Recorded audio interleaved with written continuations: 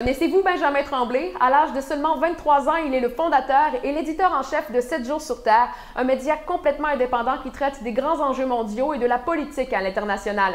Un concept qui lui est venu en tête alors qu'il terminait son baccalauréat en communication publique à l'Université Laval. Il animait alors 7 jours sur Terre sur les ondes de Chiz 94.3 à la radio. Et le 8 février 2018, il a transporté le concept en format vidéo. 7 jours sur Terre est maintenant disponible depuis un peu plus de 2 ans sur Facebook, également sur Internet. Et il a déjà atteint le nombre de 70 000 abonnés. Allô Benjamin? Bonjour Catherine. Alors parle-moi de 7 jours sur Terre. Quel est ce média-là principalement que tu as fondé là, le 5 février 2018? Et d'où est venue cette idée-là de fonder 7 jours sur Terre, ton propre média indépendant? D'abord, 5 février 2018, tu as une information que même moi, j'avais pas. Je ne savais pas que ça remontait déjà à 5 février 2018.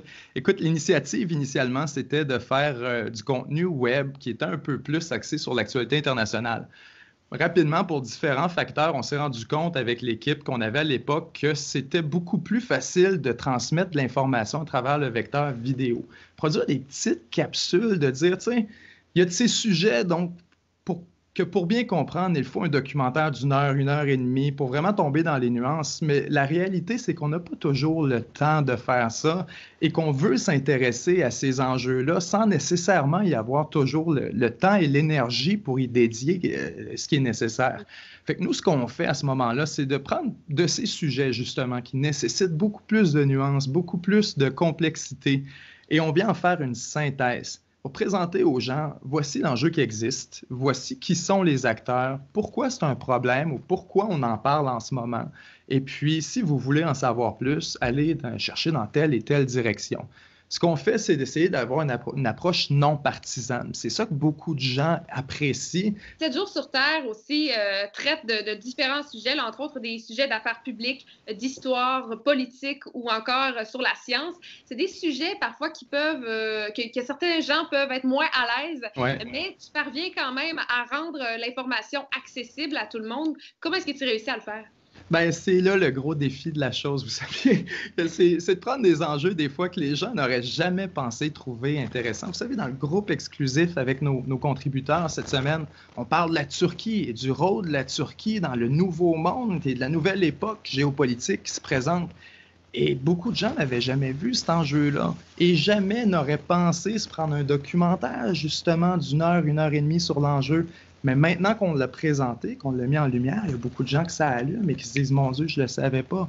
La semaine d'après, c'est un peu l'avantage de se garder un parapluie si large, c'est qu'on peut parler d'histoire. Et la semaine d'ensuite, on peut parler de science, on peut parler d'énergie nucléaire, on peut parler de plein de choses. Et les gens vont rester intéressés parce qu'ils nous font cette confiance-là pour leur amener chaque semaine un sujet qui est différent, qui repousse un peu ce qui est dans les médias traditionnels, d'apporter un angle complémentaire sur des enjeux qui sont des pas négligés.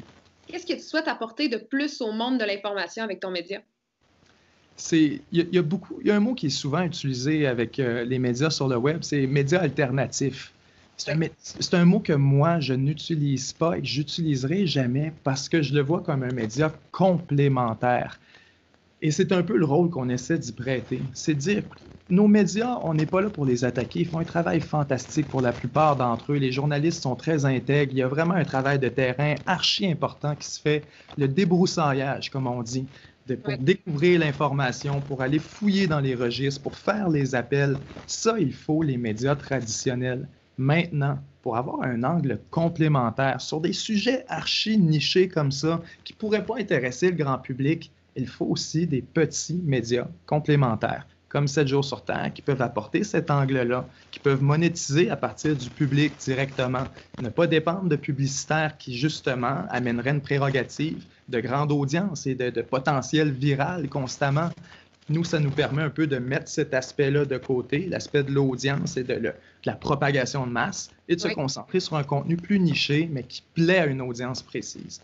Une audience qui va s'abonner. D'ailleurs, en moins de 3 ans, là, tu as déjà réussi à atteindre les 70 000 abonnés sur ta page Facebook. Plusieurs vidéos ont même frôlé les 400 000 vues. Qu'est-ce que ça te fait de voir qu'il y a autant d'engouement pour ton média actuellement?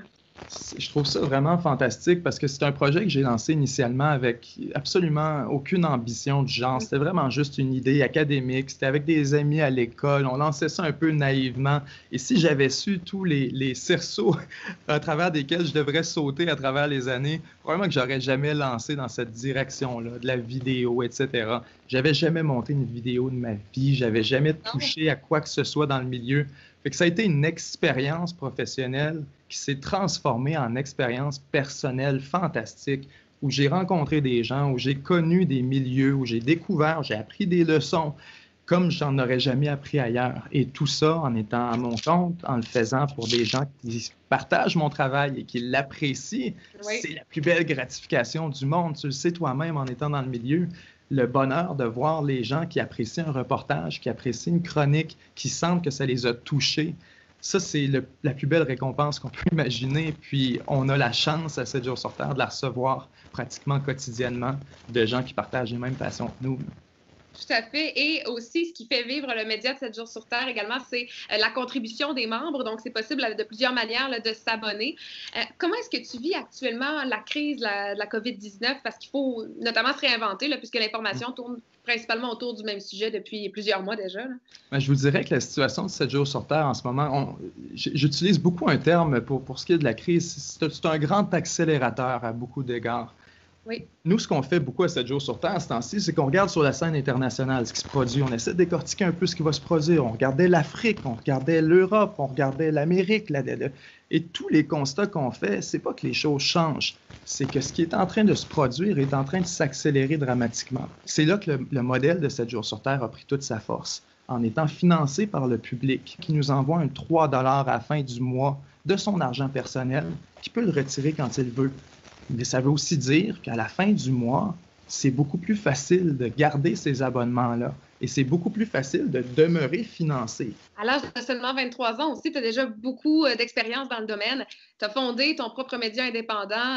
Donc, quels sont tes objectifs pour l'avenir, pour la suite des choses? C'est une question que je n'ai pas souvent, je vais vous avouer. J'essaie d'y réfléchir en temps réel. C'est une expérience que j'apprécie à tous les jours. Pour le moment, je vous dirais à moyen, puis même presque à long terme, quand on parle dans les 5 à 10 prochaines années, je ne me vois pas vraiment m'éloigner. Ce que je vois, c'est de consolider 7 jours sur Terre, s'assurer que l'équipe puisse me survivre. En ce moment, c'est la plus grosse mission que je me suis donnée. Je vois 7 jours sur Terre, je vois le bien que ça fait à beaucoup de gens, l'importance que beaucoup de gens y apportent. Vous savez, on a au-dessus de 1500 contributeurs qui, à la fin de chaque mois, prennent de leur argent personnel et vont la donner à un média qu'ils croient important. Fait que moi, mon rôle, si je ne suis pas égoïste là-dedans, c'est de préparer mon départ, de préparer le jour. Quand sera-t-il? Je ne le sais pas. Mais où je devrais partir pour une raison ou une autre, qu'elle soit professionnelle, personnelle ou quelconque. Pour le moment, je vous avoue, j'adore vraiment le travail que je fais. Je n'aurais pas de telles conditions dans quelconque autre emploi dans le milieu. Puis c'est une chance que vraiment je chéris à tous les jours. C'est très sage comme objectif. Puis, je te souhaite plein d'autres beaux projets en ce sens. Puis, merci beaucoup d'avoir pris du temps de m'accorder une entrevue aujourd'hui. Moi qui te remercie beaucoup d'avoir pris le temps de me parler aujourd'hui.